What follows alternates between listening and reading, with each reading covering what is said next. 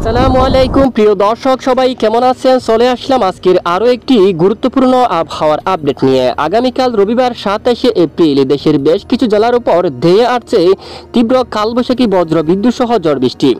দেশের বেশ কিছু এলাকায় মৃদু থেকে মাঝের জন্য তাপপ্রবাহ বয়ে যাচ্ছে। এছাড়া অনেক এলাকায় অস্বস্তিকর গুমট ব্যবসা গরম কিন্তু বৃদ্ধি পেয়েছে। আগামী সোমবার 28শে এপ্রিল থেকে এক ধাক্কায় 10 ডিগ্রি সেলসিয়াস পর্যন্ত তাপমাত্রা নেমে যেতে পারে, যার কারণে অস্বস্তিকর ব্যবসা গুমট গরম একেবারে কমে গিয়ে পরিবেশটা অনেকটাই ঠান্ডা হয়ে যেতে পারে। তবে আগামী 3 দিনের মধ্যে দেশের বেশ কিছু জেলায় প্রচণ্ড আকারে কালবৈশাখীর সতর্কতা রয়েছে। আবহাওয়া অধিদপ্তর থেকেও বলা হয়ে গেছে। এছাড়া আবহাওয়ার ইউরোপিয়ান মডেল থেকে সতর্কবার্তা দেওয়া হয়ে গেছে।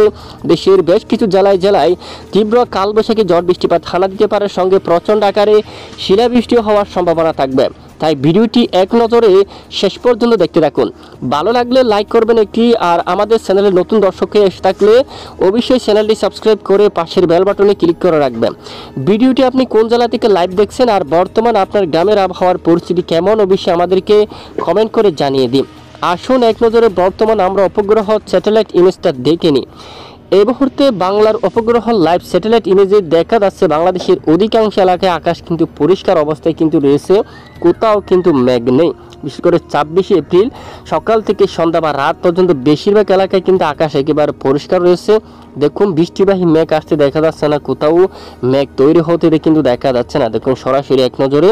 তবে আগামীকাল 27শে এপ্রিল থেকে ভয়াবহ কালবৈশাখী ঝড় বৃষ্টিপাত তৈরি হওয়ার প্রবল আশঙ্কা কিন্তু দেখা যাচ্ছে। যদি মহান রবের হুকুম হয় অবশ্যই বৃষ্টিপাত তৈরি হবে। আমরা দেখতে পাচ্ছি আবহাওয়ার ইউরোপিয়ান মডেল থেকে বঙ্গোপসাগর থেকে দক্ষিণে প্রচণ্ড গতিতে জলীয় বাষ্প বাতাস কিন্তু দেশের উপর প্রবেশ করছে, যার কারণে একটি ঘূর্ণনের কিন্তু সৃষ্টি হচ্ছে এদিকে দেখুন।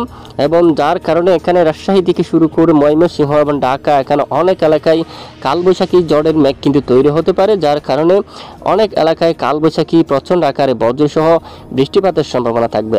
আপাতত আমরা দেখতে পাচ্ছি রবিবার 27শে এপ্রিল বালুকা থেকে শুরু করে ত্রিশাল অঞ্চল, জলকাত্র, ময়মনসিংহর দিকে ফুলপুর, নালিতাবাড়ি, জামালপুর, নেত্রীকোনা, বাগমারা সহ দালু সকল এলাকায় কিন্তু কালবৈশাখী ঝড় বৃষ্টিপাতের সম্ভাবনা কিন্তু দেখা যাচ্ছে। এদিকে ব্রাহ্মণবাড়িয়া, তারপর এদিকে নাসিরনগর অঞ্চল এবং কাতিয়াদি, কাপাসিয়ার দিকে, হাবিবগঞ্জ এই এলাকায়, বানিয়াচন্দ্রের দিকেও ইটনা, কেন্দুয়া এই অঞ্চল জুড়ে কালবৈশাখী বৃষ্টিপাতের সম্ভাবনা থাকবে। মৌলভীবাজার, কোলাউড়া, ধর্মনগর, কামালগঞ্জ, কুমারঘাট অঞ্চল সহ তারপর এখানে খোয়াই এবং আমবাসা সহ ত্রিপুরা রাজ্যের বেশ কিছু এলাকায়ও ঝড় বৃষ্টিপাতের প্রবল সম্ভাবনা কিন্তু রয়েছে 27শে এপ্রিল বিকেল থেকে রাতের মধ্যে।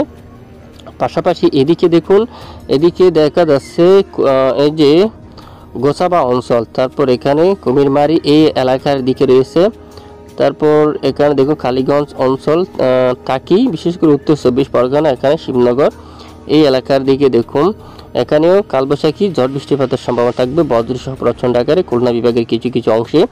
এবং রাতে নতুন করে শক্তিশালী বৃষ্টিবাহী মেঘ তৈরি হতে পারে ব্রাহ্মণপাড়া, কুমিল্লা, এই যে ফরিদগঞ্জ, সেনবাগ এদিকে দেখুন, রাজধানী ঢাকার দিকে, মুন্সিগঞ্জের দিকে, হোমনার দিকে, নরসিংদী, কাপাসিয়া ভয়াবহ কালবৈশাখী তৈরি হওয়ার সম্ভাবনা। তাই আগে থেকে সতর্কতা অবলম্বন করতে হবে। সরিষা বাহারের দিকে রয়েছে, সিরাজগঞ্জের দিকে, তারপর এখানে নন্দিনী গ্রাম, তারপর এখানে তারাস, বগুড়া, এখানে শিবগঞ্জ এই এলাকায় সকল জেলায় কিন্তু শক্তিশালী কালবৈশাখী ঝড় বৃষ্টিপাত তৈরি হওয়ার সম্ভাবনা। তো আমাদের সঙ্গে থাকবেন। আমরা আগামীকাল আপনাদেরকে আবারও ভয়াবহ মেঘ দেখলে স্যাটেলাইট ইমেজ দেখে সরাসরি আপনাদেরকে জানিয়ে দেবো কোন কোন এলাকায় ভয়াবহ কালবৈশাখী ঝড় বৃষ্টিপাত তৈরি হতে যাচ্ছে। আর দেখুন, বিশেষ করে দেখুন আগামী 24 থেকে 48 ঘন্টায় দেশের বেশিরভাগ এলাকায় কিন্তু বৃষ্টিপাতের সম্ভাবনা কিন্তু থাকবে। আপাতত গত কয়েকদিন ধরে দেশের উপর তেমন বৃষ্টিপাতের দেখা নেই। সিলেট বিভাগের উত্তর দিকে প্রতিদিনই কিন্তু হালকা মাঝারি বৃষ্টিপাত কিন্তু দেখা যায়। তবে আমরা দেখতে পাচ্ছি আগামী 3 দিনের মধ্যে অনেক এলাকায় কালবৈশাখী ঝড় বৃষ্টিপাত থাকার সম্ভাবনা কিন্তু থাকবে। এবং নতুন করে দেখুন সোমবার 28শে এপ্রিল নাগাদ খুলনা থেকে শুরু করে বরিশাল, কুমিল্লা, চট্টগ্রাম বিভাগের উপর দিয়ে কিন্তু দেখুন কালবৈশাখী ঝড় বৃষ্টিপাত আসার সম্ভাবনা থাকবে। কি পরিমাণ বাতাসের সংঘর্ষ তৈরি হচ্ছে দেখুন, এখানে বেশ কিছু অঞ্চল জুড়ে এখানে ব্যাপক আকারে মেঘ তৈরি হয়ে সঙ্গে মাঝারি থেকে ভারী বৃষ্টিপাত তৈরি হওয়ার সম্ভাবনা কিন্তু প্রবল আকারে কিন্তু দেখা যাচ্ছে। এবং অনেক এলাকায় তীব্র কালবৈশাখীর সঙ্গে শিলাবৃষ্টি হওয়ার কিন্তু সম্ভাবনা থাকবে। মঙ্গলবার 29 এপ্রিল নতুন করে শাইলকুপা, মেহেরপুর, কাতুয়া বা হেরপুর হতে পারে একটু এদিক সেদিক, এখানে বেলডাঙ্গা, এখানে দেখুন বেরামপুর, তারপর ধুমখাল, কারিমপুর এলাকায়, ব্রাহ্মণপাড়া এদিকে, লালপুর এলাকায়, পাবনার দিকে, পাংশার দিকে, বেড়া এই এলাকায়, তারপর বালিয়াকান্দির উপর, মাগুরা অঞ্চল, আলমডাঙ্গা, এখানে দামোহদা এই এলাকায় দেখুন, এখানে কট সাতপুর এই এলাকার দিকে অনেক এলাকায় দেখুন এখানেও তীব্র কালবৈশাখী ঝড় বৃষ্টিপাতের প্রবল সম্ভাবনা। এবং মঙ্গলবার 29 এপ্রিল দেখুন বরিশাল এবং খুলনার দক্ষিণ অঞ্চল, চট্টগ্রাম বিভাগের সকল জেলার উপর দিয়ে আবারও দেখুন শক্তিশালী কালবৈশাখী বজ্রসহ ঝড় বৃষ্টিপাতের প্রবল আশঙ্কা কিন্তু দেখা যাচ্ছে। দেখুন নতুন করে কালবৈশাখী ঝড় বৃষ্টিপাতের প্রবল সম্ভাবনা কিন্তু দেখা যাচ্ছে অধিকাংশ এলাকায়। এখানে বেশ কিছু এলাকায় টেকনাফ, কক্সবাজারও কিন্তু সম্ভাবনা কিন্তু থাকছে তখন কালবৈশাখী ঝড় বৃষ্টিপাতের সম্ভাবনা।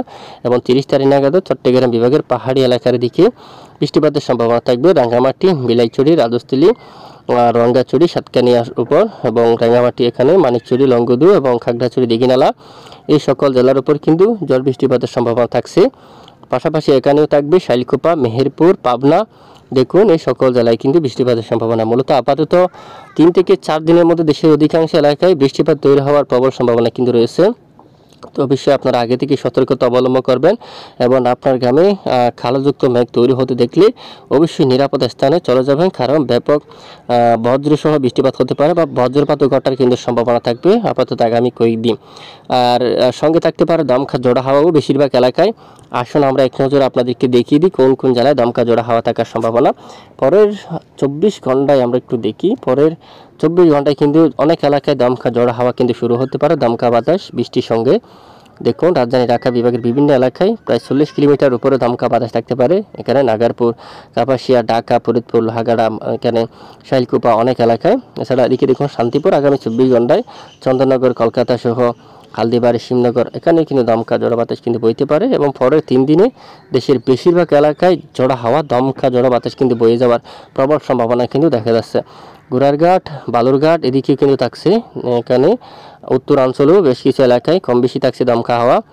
পাবনা এবং শাইলকুপা, ফরিদপুর, নাগারপুর, ঢাকা, কাপাসিয়া, আগরতলা, ব্রাহ্মণবাড়িয়া সকল এলাকায় দমকা বাতাস থাকবে। খুলনা, বরিশাল, চট্টগ্রাম বিভাগের উপরেও ঘন্টায় 40 কিলোমিটার পর্যন্ত দমকা বাতাস বয়ে যাওয়ার কিন্তু সম্ভাবনা দেখা যাচ্ছে। দেখুন ভারতের কিছু কিছু এলাকায় একেবারে 80 কিলোমিটার পর্যন্ত দমকা বাতাস, কালবৈশাখী শুরু হওয়ার প্রবল সম্ভাবনা কিন্তু দেখা যাচ্ছে। আর তাপমাত্রার দিকে আমরা একটু দেখতে পাচ্ছি আগামীকাল থেকে তাপমাত্রা যদি একটু দেখি, আগামীকালও থাকছে তাপমাত্রা প্রায় 25 ডিগ্রি সেলসিয়াস। আগামী সোমবার থেকে তাপমাত্রা একেবারে অনেকটাই কমে যেতে পারে। রাজশাহী বিভাগের এদিক থেকে প্রায় 9 ডিগ্রি 10 ডিগ্রি সেলসিয়াস পর্যন্ত তাপমাত্রা কমে যেতে পারে। যেমনটা দেখুন আপনারা 28 এপ্রিল থেকে দেখুন তাপমাত্রা 7 ডিগ্রিতে চলে আসছে। বর্তমান কিন্তু প্রায় 37 ডিগ্রি সেলসিয়াসের তাপমাত্রা কিন্তু রয়েছে, যা আগামীকাল বা পরশু থেকে একেবারে 27 ডিগ্রি তাপমাত্রা কিন্তু নামবে। একেবারে তাপমাত্রা অনেকটাই কমে যেতে পারে বা অস্বস্তিকর ব্যবসা গরম, দেশের বেশ কিছু এলাকায় একেবারে ঘুমট ব্যবসা গরম রয়েছে, যা আগামী সোমবার থেকে একেবারে অনেকটাই কমে যাওয়ার সম্ভাবনা কিন্তু থাকবে। চলমান দেশের বেশ কিছু এলাকায় তাপপ্রবাহ হয়ে যাচ্ছে, তাও কিন্তু কমে যেতে পারে আপাতত কয়েকদিন, যেহেতু দেশের বিভিন্ন এলাকায় কালবৈশাখী শুরু হতে পারে এবং পরিবেশটা কিন্তু অনেকটাই ঠান্ডা হতে পারে। দেখুন এই হচ্ছে আজকের আপডেট। এতক্ষণ আমাদের সঙ্গে থাকার জন্য অসংখ্য ধন্যবাদ।